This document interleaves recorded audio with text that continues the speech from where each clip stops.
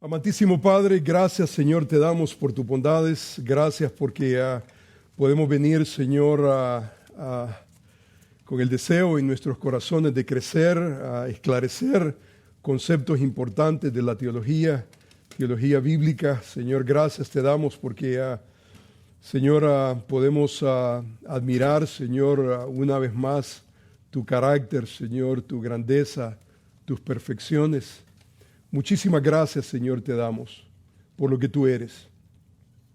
Gracias damos, Señor, porque a medida que entendemos, Señor, más y más, Señor, tu carácter, Señor, tu persona, Señor, tu esencia, más y más podemos, Señor, tomar valentía en nuestra vida y más podemos ser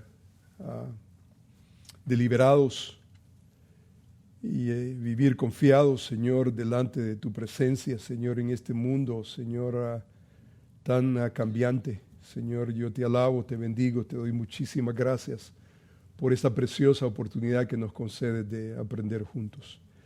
Señor, que tu Espíritu Santo, Señor, nos guíe a toda verdad.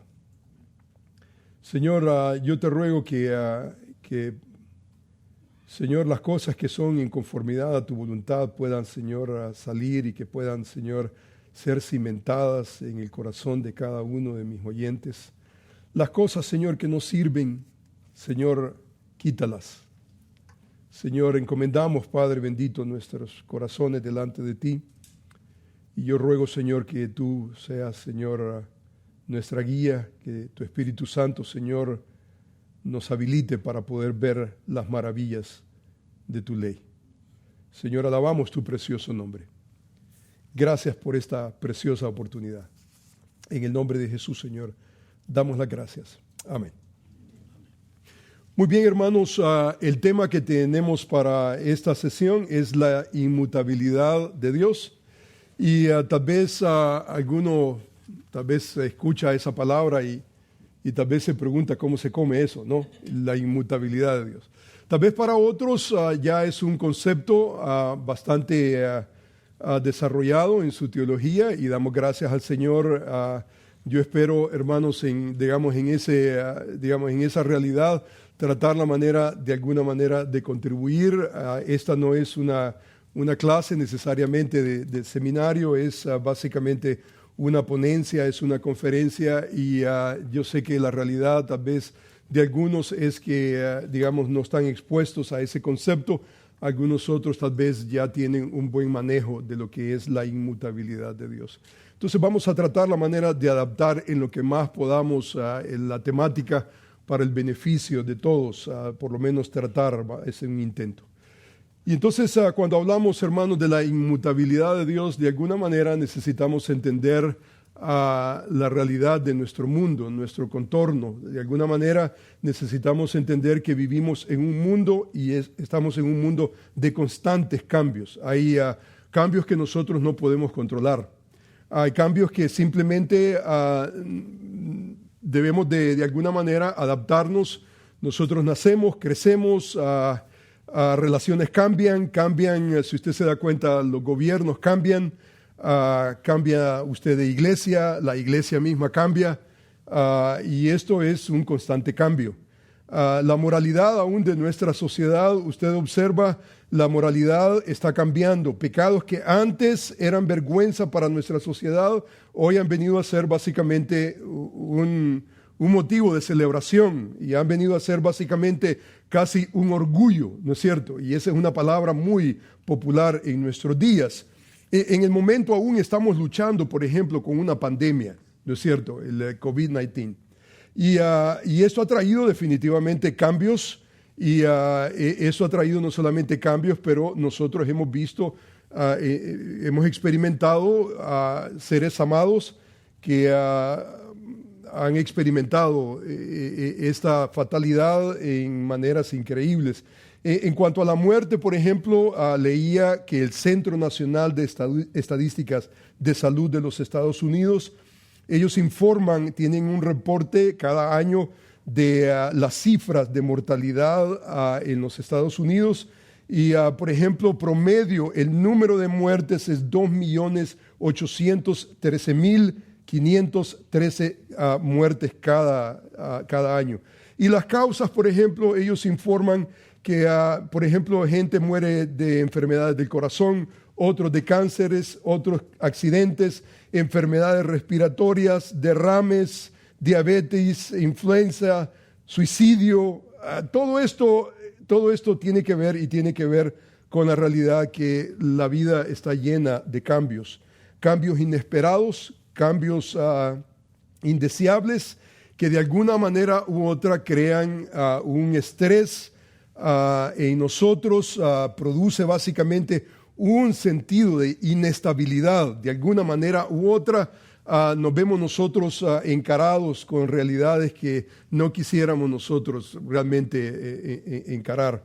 Y ante esa realidad, la pregunta, hermanos, más importante ante la inmutabilidad de Dios, la pregunta es: ¿dónde el creyente encuentra descanso, refugio ante la constante realidad de los cambios? ¿Dónde nosotros como creyentes encontramos ese refugio? Y es a la luz de esa pregunta y a la luz de las Escrituras, especialmente el concepto de la inmutabilidad de Dios, que yo quisiera someter a ustedes tres aspectos. Son tres aspectos que vamos a tratar en esta ponencia. En primer lugar, yo deseo tener por lo menos un concepto básico de lo que es la inmutabilidad de Dios. Así que vamos a estar definiendo lo que es la inmutabilidad, cómo se come eso.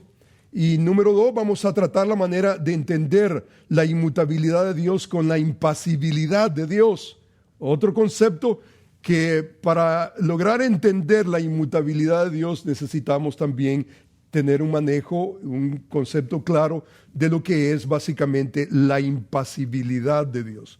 Una trae la otra, que lo vamos a observar en unos momentos. Y número 3, vamos a tratar la manera de observar esa impasibilidad de Dios en relación a nuestro diario vivir, qué es lo que significa el aspecto aplicativo. Así que para comenzar me gustaría que tratáramos de definir lo que es la inmutabilidad de Dios, tratar de tener un concepto claro de lo que hablamos cuando utilizamos la palabra inmutabilidad. Por ejemplo, nuestro hermano John MacArthur, Richard Mayhew, ellos definen inmutabilidad de Dios con las siguientes palabras. Ellos dicen que la inmutabilidad de Dios tiene que ver con la perfecta inalterabilidad de Dios. Tiene que ver con la esencia, la realidad de que Él no cambia en carácter, en propósito y en promesa. Nuevamente, cuando hablamos de la inmutabilidad de Dios, estamos hablando de que Él es inalterable. Él es inalterable. Inalterable en su carácter, o sea, en esencia Él no cambia. En propósitos Él no cambia. Y número 3, en promesa, lo que Él promete, Él lo cumple. O sea, por su propio carácter, por la realidad de lo que Dios es. Entonces, eso significa que Dios es básicamente estable. Dios es estable en su esencia. Ahora, esto no significa que Dios sea estático o inherente, ni que tampoco actúe claramente en los tiempos. Esto no significa que Él no posea auténticas emociones. La impasibilidad de Dios, por ejemplo, nos enseña que Él no se conmueve o Él no muestra emoción alguna, un estímulo externo de la manera en cómo nosotros los seres humanos procesamos el estímulo, digamos, externo, situaciones en la vida. La Biblia, por ejemplo, enseña que Dios no está supeditado a los cambios de este mundo, que son elementos externos. Decir que Dios es inmutable es decir que Él es incambiable. Por ejemplo, el profeta Malaquías, él habla acerca de esta dimensión de Dios de la siguiente manera. Él dice: porque yo Jehová no cambio. Yo Jehová no cambio. Y la relación de Malaquías es la siguiente. Si usted observa en el capítulo 3, versículo 6, él dice: porque yo Jehová no cambio, por esto, hijos de Jacob, no habéis sido consumidos. O sea que, si usted se da cuenta, los profetas relacionan la inmutabilidad de Dios con nuestra estabilidad.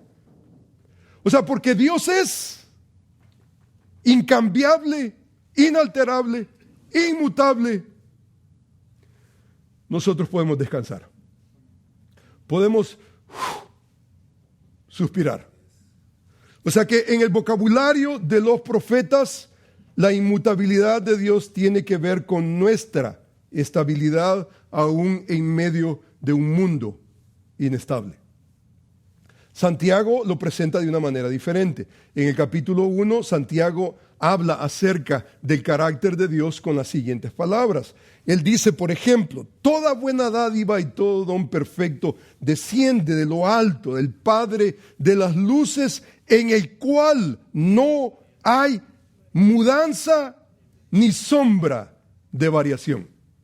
O sea, en Él básicamente no encontramos mudanza, no encontramos un cambio, mutación no existe en el carácter, los propósitos y la voluntad de Dios. No, simplemente no existe.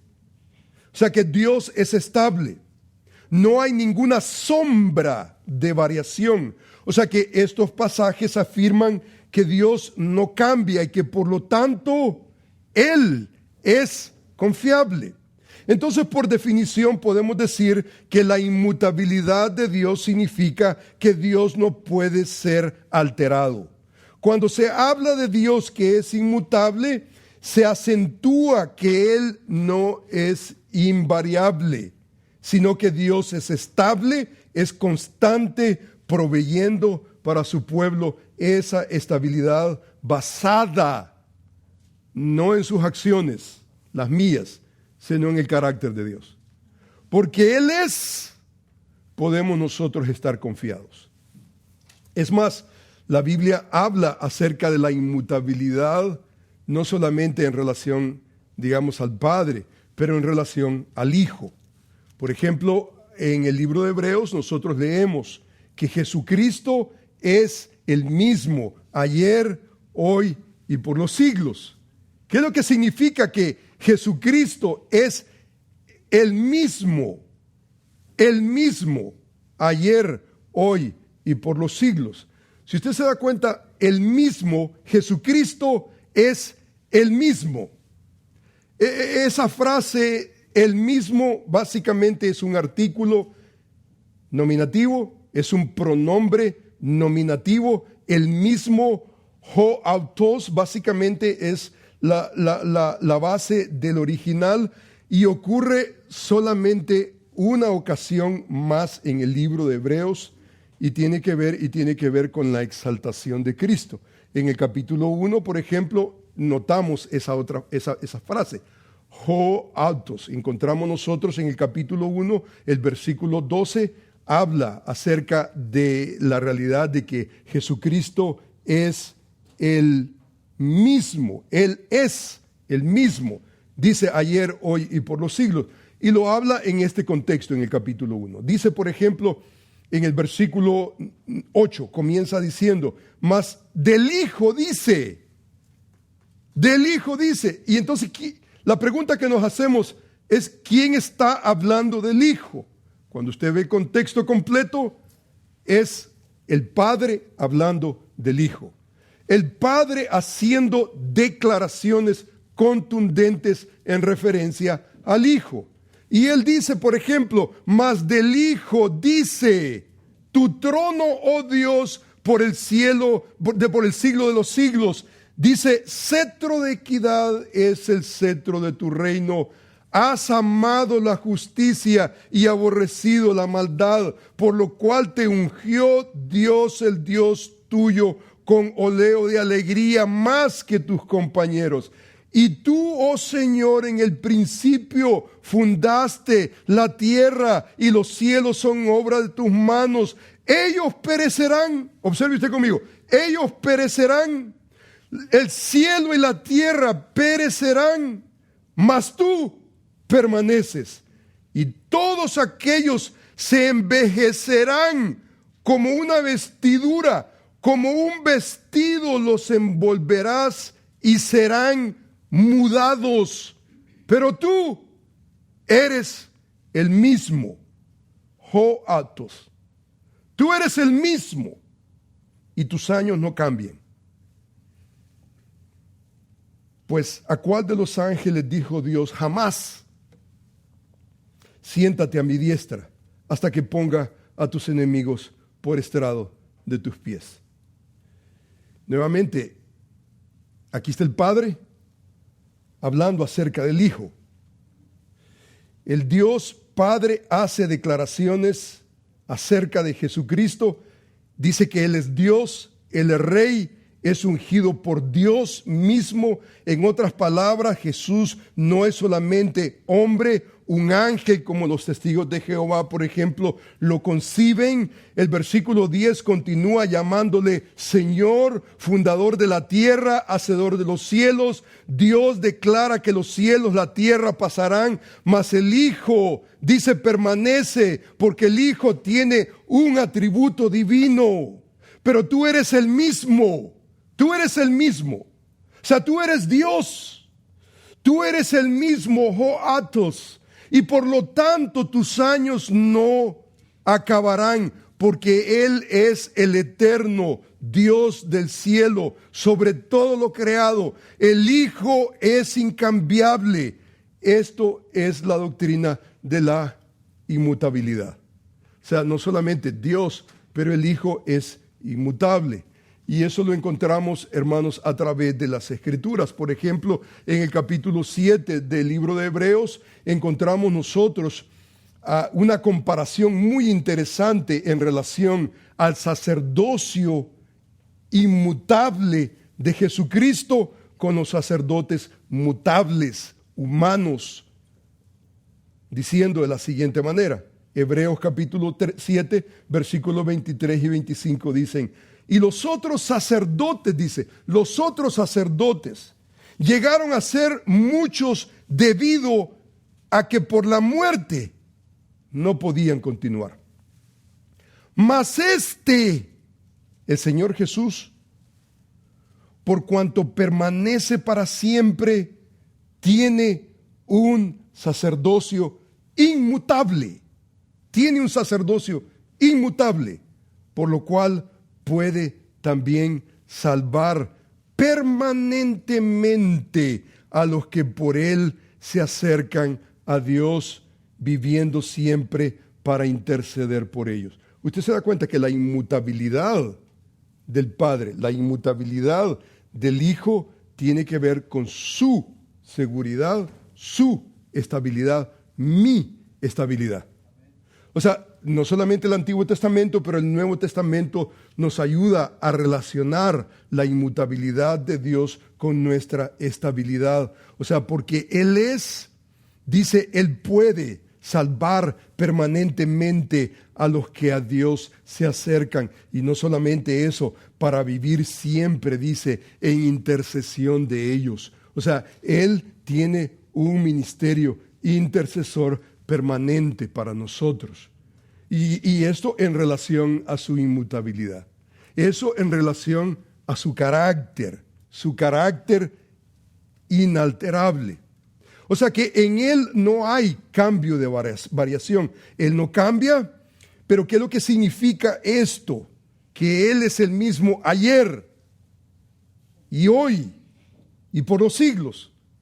Mi sugerencia, hermanos, es que Jesucristo es el mismo ayer, pasado. Está enfatizando que Él se manifestó en un punto de la historia y nos hizo ver su naturaleza divina. Y podemos ir a la historia y leer la historia y darnos cuenta que Jesús es Dios inmutable en quien nosotros podemos depender. Pero la Escritura dice que Él no es solamente el mismo ayer, Él es también el hoy. El hoy significa que Él no cambia y que podemos nosotros tener comunión con Él de la manera en cómo nosotros vemos al Señor Jesús en los evangelios.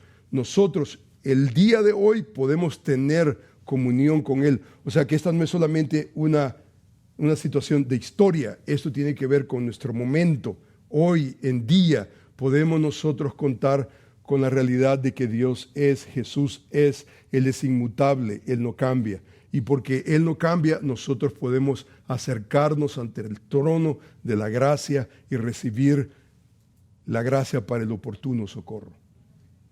Pero dice la Escritura que Él es también, Él no es solamente el ayer, el hoy, pero por los siglos, y la dimensión es futura. Y la realidad es que Jesús es no solamente encargado y controlando la historia, pero el presente, el futuro, hermanos, saber de que Él no solamente estuvo allí, pero Él está en control del futuro, las promesas que Él nos ha hecho permanecen no por su habilidad, no por su capacidad, no porque usted es alguien, sino simplemente porque Él es. Porque Él es, podemos nosotros ver esa dimensión del pasado, del presente y del futuro. Él es, y Él es el que está en control, aún en medio de un mundo increíblemente variable. Los teólogos, por ejemplo, definen la inmutabilidad de Dios en términos, por ejemplo, como los siguientes. Dios es inalterable en su ser, en perfecciones, en propósitos, en promesa. Y inmediatamente usted lee a los grandes teólogos, digamos, evangélicos, conservadores, inmediatamente en ese concepto, digamos, de entender, por ejemplo, la inmutabilidad de Dios, que Él no cambia, no se altera en su esencia, inmediatamente ellos hablan acerca del concepto, por ejemplo, que a pesar de eso, Él actúa, Él siente emociones, actúa y siente, pero en forma diferente a nuestra realidad humana. Entonces, la pregunta que nos hacemos, hermanos, para la siguiente sección es: ¿cómo concebimos la inmutabilidad de Dios con las emociones de Dios? ¿Cómo reconciliamos? Él no cambia, pero ¿está Él involucrado en el diario vivir, en cada situación, episodio de la vida? Creo que la siguiente sección, que es la sección más larga que tengo, no sé cuánto tiempo vamos a tratar, pero vamos a tratar de resumir. Y eso tiene que ver con la inmutabilidad de Dios y la impasibilidad de Dios. La inmutabilidad, Él no cambia, pero la impasibilidad de Dios tiene que ver con las emociones de Dios. Y tiene que ver con la manera en cómo Él trata con situaciones en la vida. Por ejemplo, dice Miller Erickson, él introduce dos conceptos muy interesantes entrelazados con el tema de la inmutabilidad de Dios. Él habla, número uno, por ejemplo, esto tiene que ver con los sentimientos de Dios. En otras palabras, él sugiere una pregunta, y la pregunta es: ¿tiene Dios sentimientos? ¿Puede Dios sufrir? ¿Puede, a la luz de que Él es incambiable?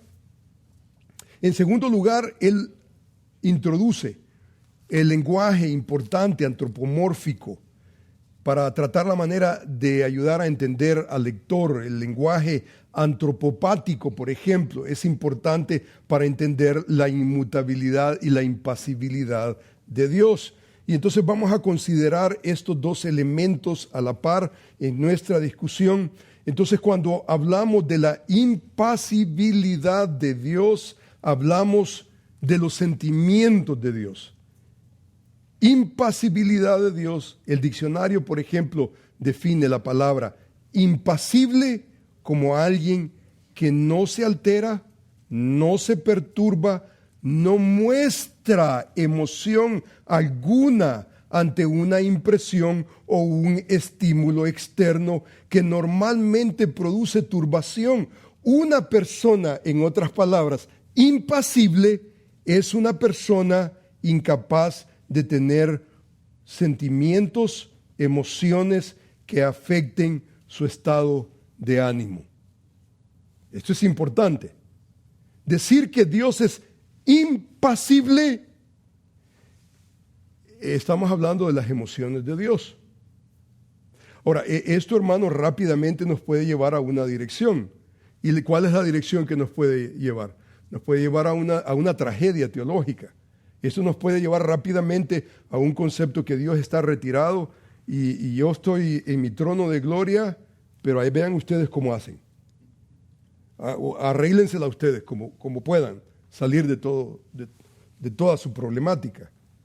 Y entonces necesitamos nosotros entender a lo que los teólogos llaman impasibilidad, la impasibilidad de Dios. Hermanos, la impasibilidad de Dios es un intento, esto es un intento por separar al Dios inmutable que leemos en las Escrituras, tratar de separarlo, tratar la manera de afirmar la realidad de que Él es inmutable, Él es autosuficiente de los humanos cambiantes y vulnerables. O sea, en otras palabras, el interés de utilizar el término impasibilidad de Dios quiere decir que Dios es impasible en el sentido que Él no atraviesa por ninguna alteración emocional, dejando a Dios en dolor y en pérdida. Pobrecito Dios. La impasibilidad trata la manera de conservar la realidad de que Dios está en control. Pero se utiliza la palabra impasibilidad. Los teólogos históricamente han utilizado la palabra impasibilidad. O sea que Él no se mueve por el sentimiento de las cosas que están alrededor, de la manera en como un humano lo hace. Dios tiene sentimientos genuinos, pero no los experimenta como nosotros, los humanos, los experimentamos. Hermano, esto es fundamental para resolver muchas problemáticas teológicas. Por ejemplo, Barrett, Matthew Barrett es otro teólogo muy interesante y él afirma que debemos de entender, dice él, la impasibilidad de Dios como un resultado consecuente, dice él, de la naturaleza inmutable de Dios. O sea, en otras palabras, si creemos que Él es incambiable, inalterable, inmutable, entonces los sentimientos que Él experimenta no van a alterar su esencia, no van a alterar su carácter, sus propósitos. Su voluntad no va a ser alterada. Si nosotros entendemos apropiadamente la inmutabilidad de Dios y si entendemos apropiadamente el resultado que tiene que ver con la impasibilidad de Dios. Por ejemplo, Gruden, él define la impasibilidad de Dios en los siguientes términos. Él dice que Dios no tiene pasiones o emociones, sino que dice él es impasible. Pero nos preguntamos, ¿tiene realmente Dios sentimientos? O en las palabras de Barrett, por ejemplo, si Dios es impasible, ¿significa eso que es estoico, sin vida, indiferente, apático, incapaz de amar o de tener compasión? Hermanos, si nosotros respondemos que Él es incapaz de ser movido a misericordia, entonces lo que terminamos haciendo es una caricatura de Dios, porque Dios no es ese. O sea, en realidad la impasibilidad de Dios asegura todo lo contrario. La impasibilidad de Dios está asegurando lo contrario. Dios no podría estar más vivo, más amoroso que lo que Él es eternamente. O sea, desde la eternidad pasada, eternidad futura, Él es la esencia del amor, de la estabilidad. Él no se altera por cualquier situación externa del mundo, Por ejemplo, Gruden nos ayuda a entender estos elementos cuando él introduce, por ejemplo, a través de toda la Escritura, que Dios, por ejemplo, se alegra, Dios se entristece, Él se enoja con sus enemigos, Él se compadece de sus hijos. O sea, Dios ama. Encontramos nosotros, por ejemplo, el sufrimiento del Hijo, que fue el sufrimiento del Padre. Por ejemplo, nosotros leemos en la Escritura que Dios se ríe del malo. Dios tiene compasión. Él es movido a misericordia. Él se alegra, se entristece. Él se enoja, Él se compadece. O sea, todo este vocabulario suficiente para resumir lo siguiente. Y es este escenario. Podemos decir, a través de las Escrituras, podemos hablar de la compasión, por ejemplo, de Dios. Podemos hablar de la ternura de Dios, de la misericordia, de la paciencia, el gozo, el deleite, el placer, la simpatía, el amor, el juicio, el celo de Dios, que demuestra que Dios es un ser emocional, pero no como el hombre, no como usted y como yo. O sea que no hay duda que Él ama y se alegra y se ríe. Esas son características emocionales. Las emociones de Dios no son las mismas emociones que nosotros experimentamos de día a día. Dios tiene pasiones, emociones, simplemente, hermano, simplemente, hiperbólicamente, no son como las nuestras. No, los sentimientos no son pecaminosos. Los suyos y los míos son pecaminosos. Porque estamos confinados, somos finitos, somos creación. Y entonces, hermanos, necesitamos entender, por ejemplo, nosotros salimos, por ejemplo, de casa, por ejemplo, por unos días y nos da nostalgia para regresar a casa. Dios no tiene esa experiencia. Por ejemplo, Dios no tiene ese tipo de sentimiento porque Él es perfecto en todos sus atributos. Él no experimenta ese dolor. Por ejemplo, mi esposa está en Italia en este momento y hablando con ella me dice, amorcito, llámeme, quiero escuchar su voz. ¡Wow! ¿Y qué cree que hizo el esposo? Inmediatamente, yo quiero escuchar su voz. O sea, porque hay una necesidad increíble. Nosotros como humanos experimentamos eso, porque hay nostalgia. Dios no necesita eso. Nosotros, por ejemplo, nos preocupamos por el mañana. Dios no tiene absolutamente ninguna preocupación por el mañana, porque los tiempos, dice la Escritura, son suyos. Él controla todos los tiempos. En repetidas ocasiones, nuestras emociones son malas y son malas por nuestro pecado. Sin embargo, las emociones de Dios, todas ellas son buenas porque Él es sin pecado, Él es perfecto. Nuestras emociones pueden cambiar y pueden ser mal encausadas por nuestras emociones y terminar fallando y terminar siendo infelices. Sin embargo, las emociones de Dios nunca son volátiles, caprichosas, porque Él en esencia es perfecto.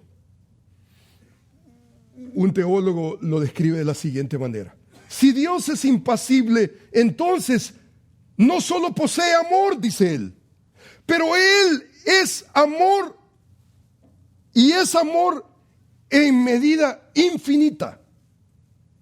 No puede llegar a ser más amoroso de lo que ya es eternamente amoroso.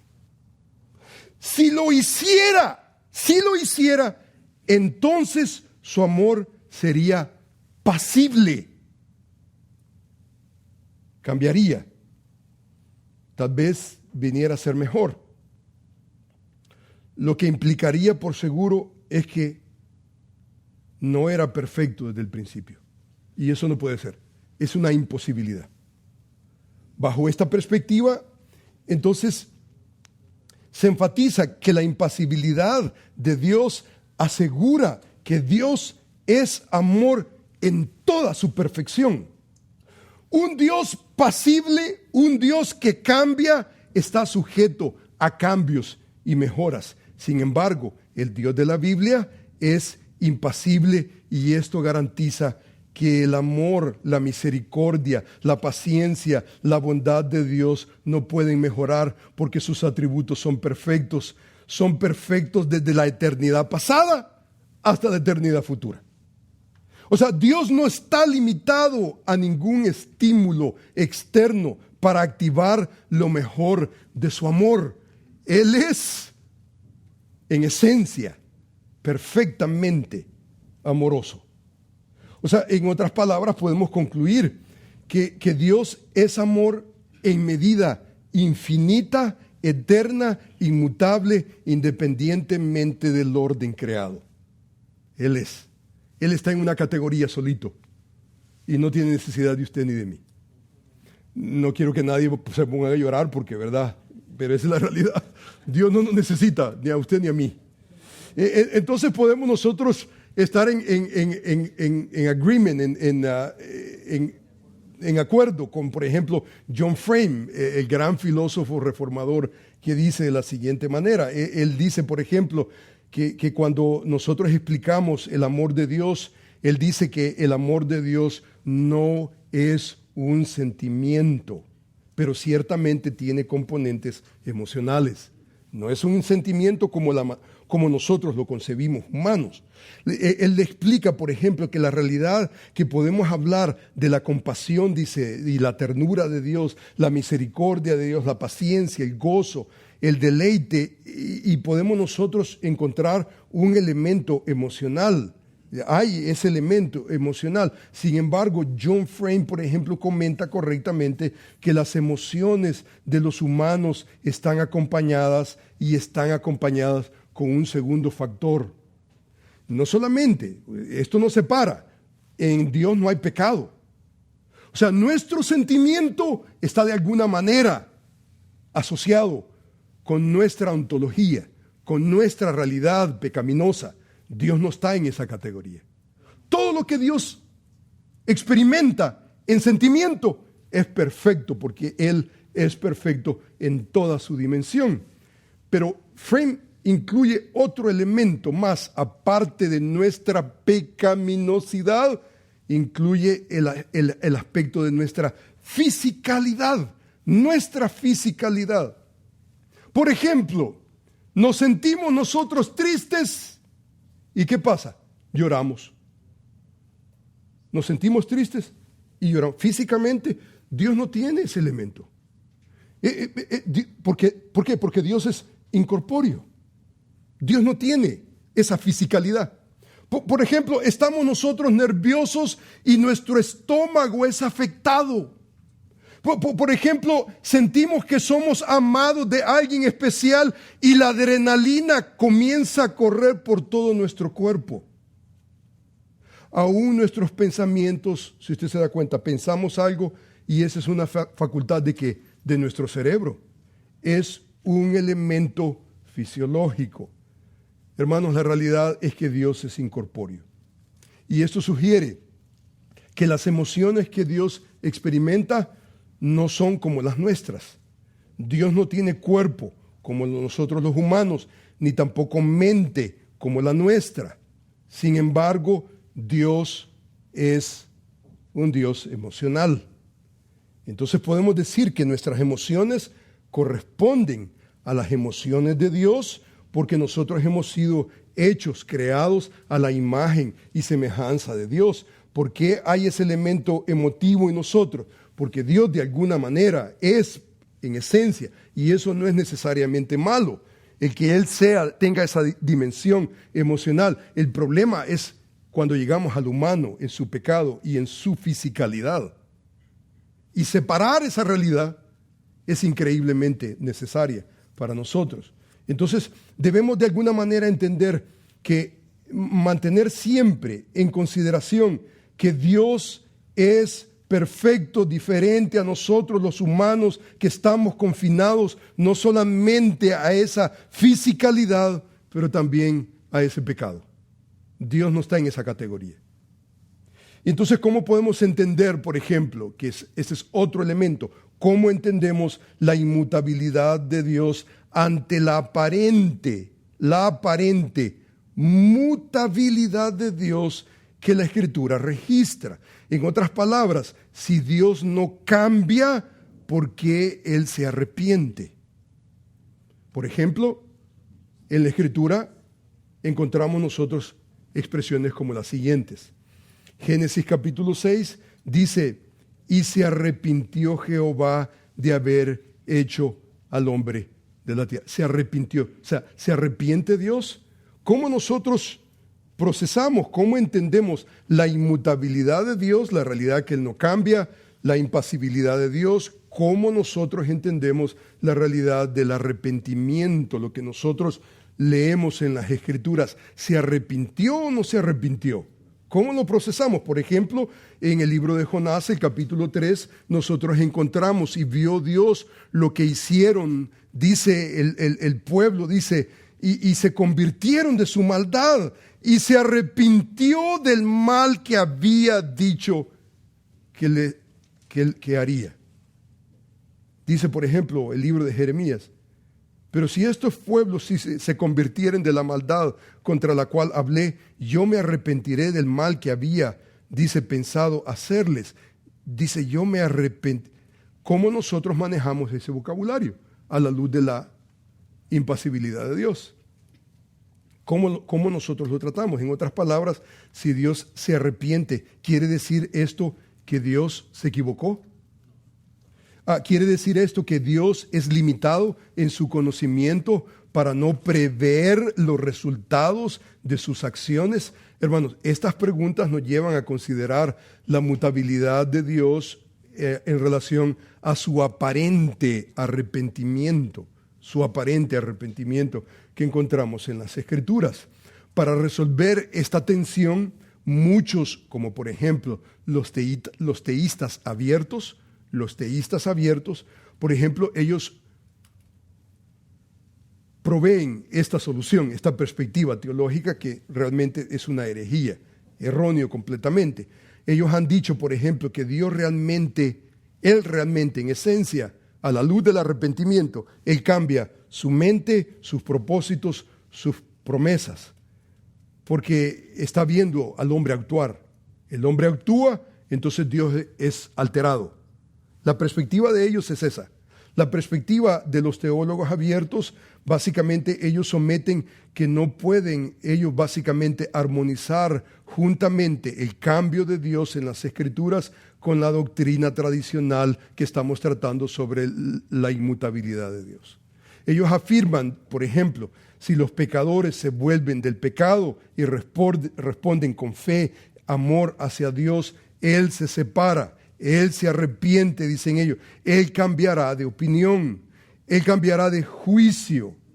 Y entonces la pregunta es, ¿en dónde está la bolita? La bolita está en el hombre.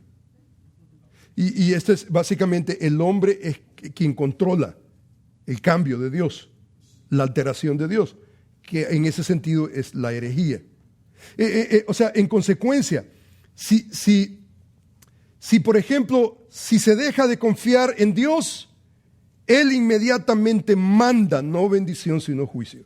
Según los teístas abiertos, Dios no sabe cómo responderá la persona ante Él, y Él espera a ver qué hará cada persona en cada momento antes de elegir su respuesta.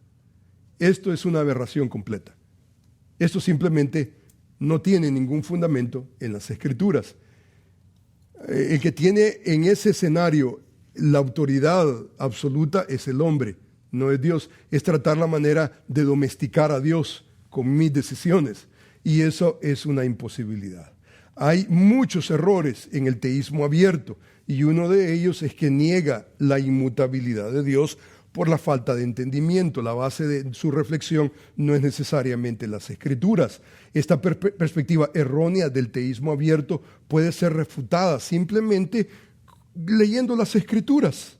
En otras palabras, la inmutabilidad de Dios no significa que Dios sea estático, que Él sea inerte. No significa que Él no actúe claramente en el tiempo, que Él no posea afectos verdaderos. Dios es impasible, no en el sentido de que esté desprovisto de verdaderos sentimientos o que no tenga afectos, sino que Él en ese sentido tiene emociones.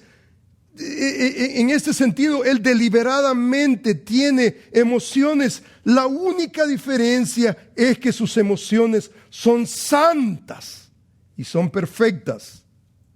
Son conforme a su naturaleza. O sea que no es como los humanos, que tienen emociones, pasiones involuntarias por las cuales es impulsado, es de alguna manera atraído. Los teólogos están constantemente tratando con esta tensión cómo tratamos esto. Por ejemplo, hay un autor que explica que en la constancia divina, no hay un cambio absoluto en Dios cuantitativo. O sea, Dios no incrementa en nada. No incrementa. ¿Por algo que sucede hay más amor de Dios? No, el amor de Dios pase, suceda algo, no suceda, Dios es perfectamente amoroso. O sea que no hay una alteración, no hay cambio cuantitativo. Dios no incrementa en nada. En Dios no hay cambio cualitativo, ni cuantitativo, ni cualitativo. O sea que la naturaleza de Dios no sufre ninguna modificación. Simplemente es que Dios no es humano y su sentimiento no es como el nuestro. Él siente, pero su sentimiento es divino, sin cambio de esencia, de propósito, porque Él es perfecto. Cuando la Biblia habla que Dios cambia o se arrepiente, no es sino que está utilizando un vocabulario antropomórfico, antropopático, figuras humanas para tratar la manera de entender a la deidad. Entonces, en ese sentido, este vocabulario es instrumental, porque aquí encontramos un lenguaje que la Escritura, la Biblia, está utilizando. Por ejemplo, el antropomorfismo tiene que ver con esa figura, por ejemplo, de hombre atribuida, en este caso, por ejemplo, a la deidad. Tiene que ver con atribuirle formas, cualidades humanas a lo que no es humano, especialmente en nuestro caso, por ejemplo, de la divinidad. Pero esto, hermanos, en literatura, por ejemplo, se utiliza el antropomorfismo. Por ejemplo, nosotros hablamos sin ningún problema, describimos, por ejemplo, vemos, digamos, una entrada de mar, ¿y cómo le llamamos a eso? Utilizamos un antropomorfismo, y entonces decimos el brazo de mar. El brazo. Y usted se pregunta, ¿tiene el mar brazo? No, el mar no tiene brazo. ¿Pero qué es lo que estamos haciendo? Estamos utilizando un antropomorfismo. Estamos viendo esa figura, esa imagen, y la clasificamos de esa manera. Nosotros hablamos de Dios, ¿y cómo hablamos de Dios? El ojo de Dios. Pero, ¿tiene Dios ojos? Dios no tiene ojos. Dios no tiene, incorpóreo. Nuevamente, el lenguaje que se está utilizando es un lenguaje para tratar la manera de entender a la deidad. Pero en un punto ese lenguaje va a fallar. En un momento ese lenguaje va a estar limitado. Por ejemplo, el antropopatismo, por ejemplo, tiene que ver con las pasiones, tiene que ver con el sentimiento. Patos, eso es lo que significa.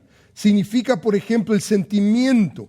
Es una manera de pensar, es una manera de hablar, tomando de la figura de los sentimientos humanos, y entonces tratamos la manera de atribuírselas a Dios, como si Él sintiera como nosotros sentimos. Pero esa no es la realidad. O sea, el lenguaje antropomórfico, el lenguaje antropopático es una tendencia humana por humanizar nuestro entorno, otorgando formas, sentimientos humanos a las cosas, a los objetos, en este caso a Dios. Pero en un momento decimos, el brazo de mar, en un momento tiene el mar brazo. No. Pero es una expresión, se mira cómo. Entonces utilizamos un vocabulario y el vocabulario es definitivamente limitado. Ahora, lo primero que debemos de afirmar es que, número uno, Dios no se arrepiente como los humanos, como tú y yo.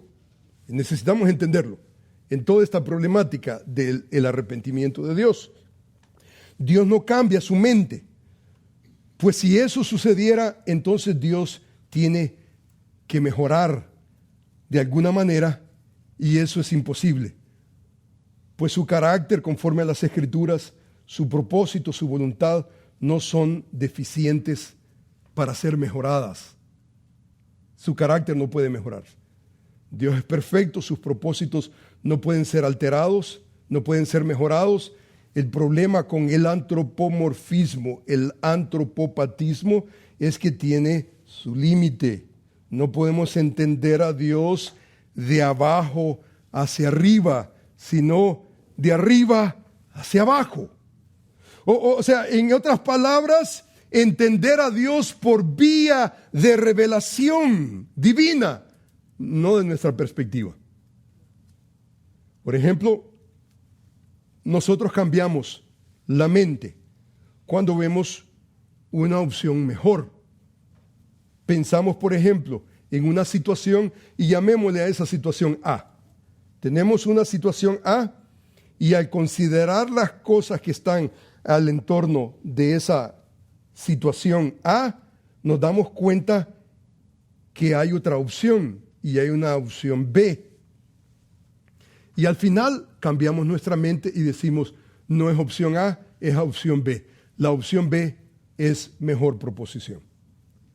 Eso nosotros como humanos lo hacemos y no tenemos ningún problema. Cambiamos nuestra mente.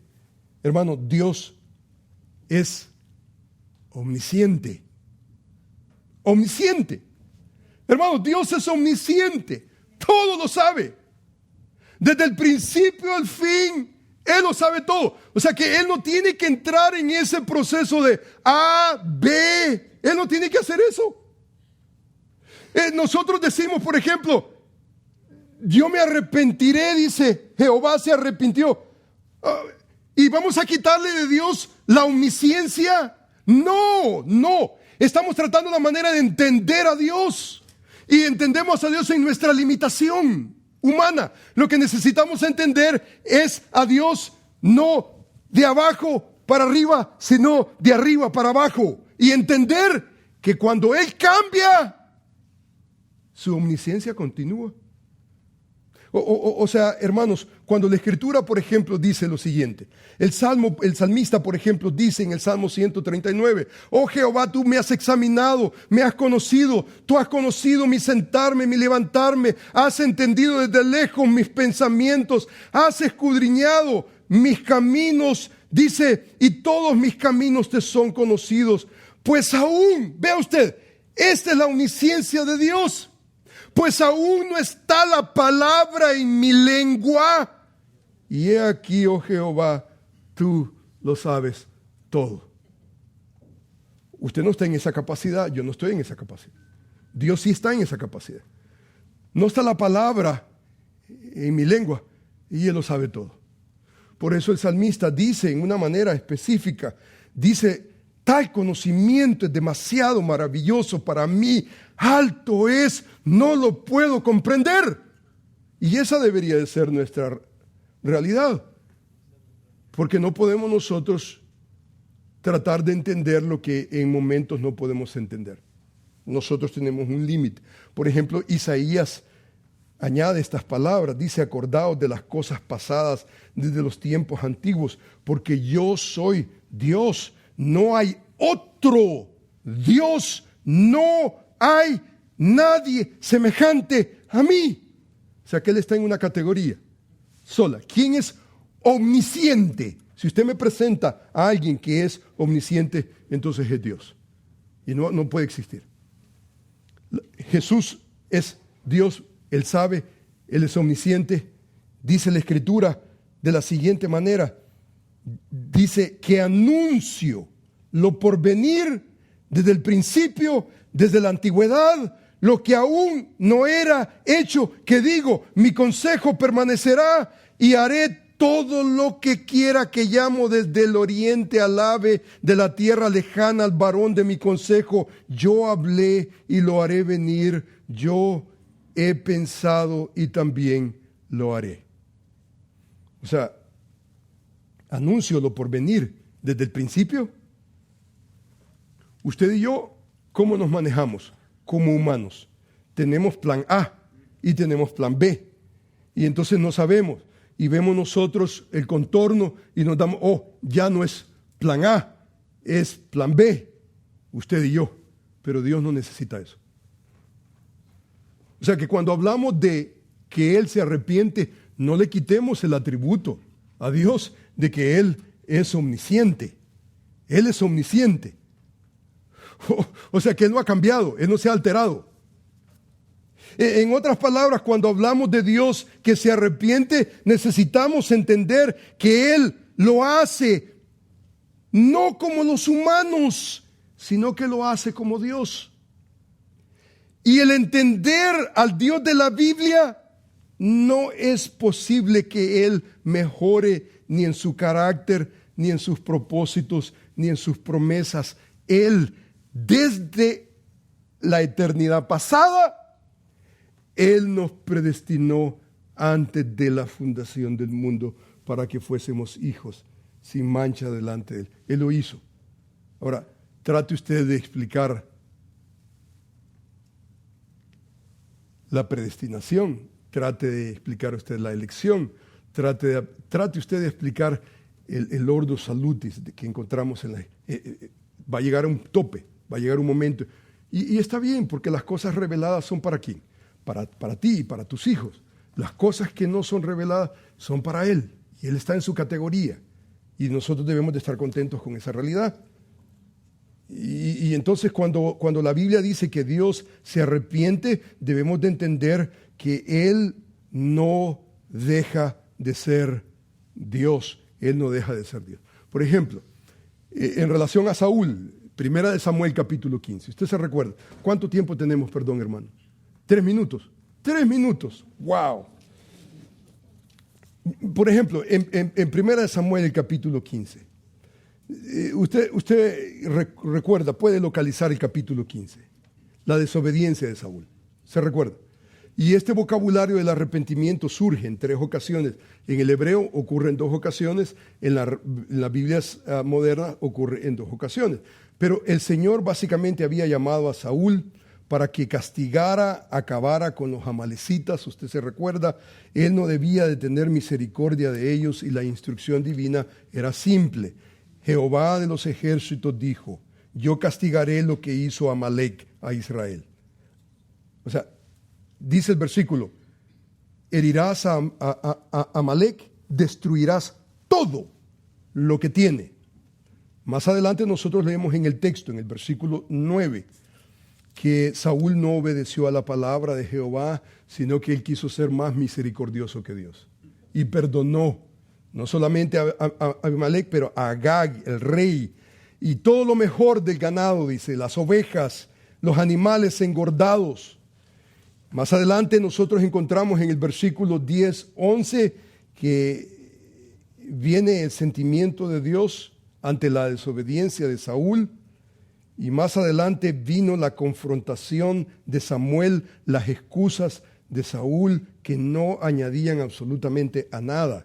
Saúl es despojado de su reino y en el proceso encontramos ese vocabulario muy interesante que habla acerca del carácter de Dios. El pasaje dice que Jehová se arrepintió de haber puesto a Saúl por rey sobre Israel. El verbo que utiliza en este pasaje para arrepentir es la palabra naham. Y esa palabra ocurre en 3 ocasiones en este pasaje de la Escritura, y especialmente en este contexto es significativo porque la palabra sugiere lamento y pesar de parte de Dios. Él se arrepintió y nuevamente Él está lamentando, pero no como los humanos, sino en su categoría de divino. Este mismo verbo aparece, por ejemplo, en el versículo 29 y añade, creo yo, la clave. Aquí está la clave para entender el arrepentimiento de Dios. El versículo dice de la siguiente manera: además, el que es la gloria de Israel, Jehová Dios, que está en control de su pueblo, no mentirá, ni se arrepentirá, porque no es hombre para que se arrepienta. O sea que en otras palabras, hermanos, cualquier arrepentimiento que podamos nosotros concebir de parte de Dios, Él no lo hace como hombre, sino lo hace como Dios. O sea que Él no suspende sus atributos divinos. Cuando Dios se arrepiente, Él no deja de ser omnisciente, no suspende sus conocimientos, perfecto. Sin embargo, nosotros nos arrepentimos como hombres finitos, no en nuestra omnisciencia, sino en nuestra ignorancia.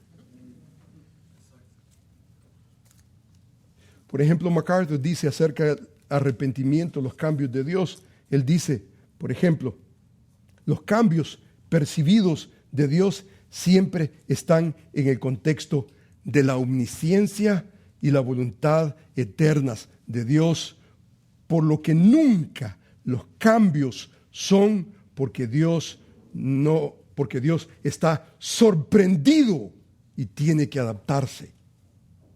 Se hacen en armonía y se hacen en armonía a su verdad y su fidelidad. Hermanos, para terminar, quisiera terminar diciendo, hermanos, por el asunto de tiempo, quisiera terminar diciendo, ¿qué significa la inmutabilidad de Dios para nuestro diario vivir? Hermanos, en el Antiguo Testamento, hermanos, hay una imagen muy, pero muy preciosa que tiene que ver con una imagen metafórica, y esa imagen tiene que ver con la realidad que nuestro Dios es la roca. Los israelitas, por ejemplo, entendían que Dios no era una roca, sino la roca de nuestra salvación, la fuente de nuestra protección, de nuestra estabilidad. Él es nuestro pronto auxilio en nuestra tribulación. ¿Quién es como Dios?, dice la Escritura. Él es nuestra roca firme. Él es inmovible. En medio especialmente de cualquier situación que nosotros pudiéramos pensar, especialmente, hermanos, en el sufrimiento, Él es nuestra estabilidad. Hermanos, aquí el problema no es, hermanos, la salida no es, hermanos, horizontal, es un asunto vertical. Es de venir constantemente a la roca de nuestra salvación y saber que en su carácter inmutable Él no cambia. Hermanos, en la historia encontramos nosotros, por ejemplo, a un hombre escribir en cuanto a la inmutabilidad de Dios en un himno. Ustedes tal vez han escuchado el himno titulado Grande es tu fidelidad.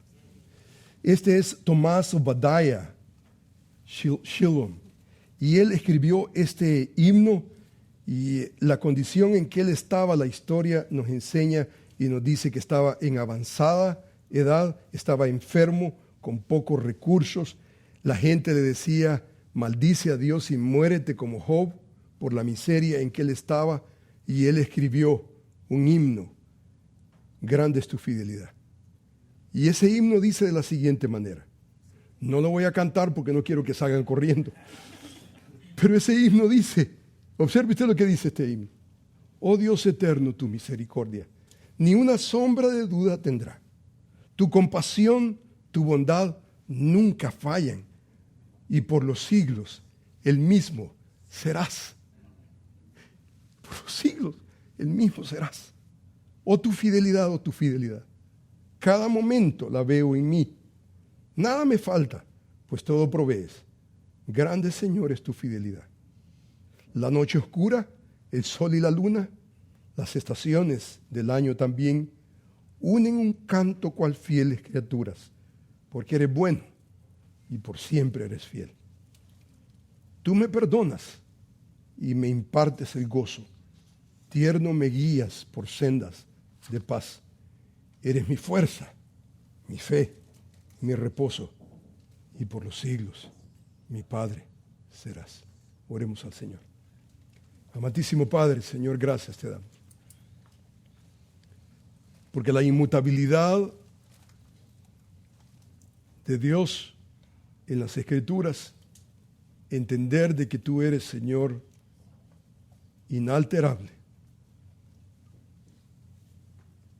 Eso nos lleva, Señor, a venir delante de ti y escondernos en la roca de nuestra salvación. Señor, tú eres fiel. Señor, gracias por tu fidelidad. Gracias, Señor, porque en medio de nuestra bajeza, alterabilidad, tú permaneces fiel. Tu carácter inmutable, Señor, es para todas las edades. Podemos confiar en tus propósitos y promesas eternas. Yo suplico, Señor, por mis oyentes, especialmente por aquellos que están atravesando por el valle de sombra de muerte, para que tú, Señor, les des una visión sólida de que tú eres la roca de nuestra salvación, inmovible, inalterable, en quien podemos confiar. Señor, bendice a tu pueblo a medida que entendemos que tú eres nuestra fuerza, nuestra fe, nuestro reposo. Señor, te amamos, alabamos tu precioso nombre en Cristo Jesús. Amén. Señor les bendiga, hermanos.